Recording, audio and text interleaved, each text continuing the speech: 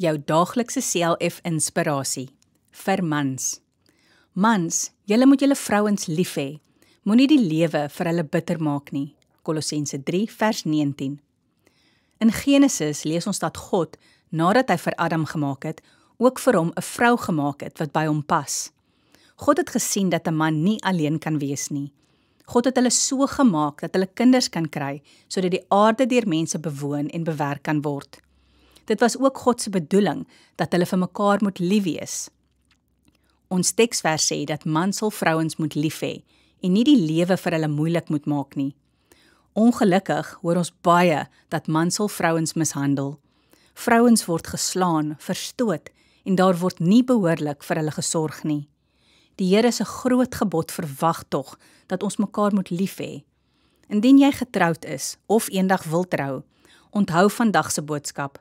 God verwag dit van mans om hulle vrouens lief te hê, te ondersteun en om mooi na hulle te kyk.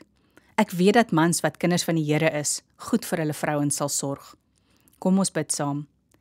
Here, help my om alle vrouens met liefde en respek te behandel. Amen.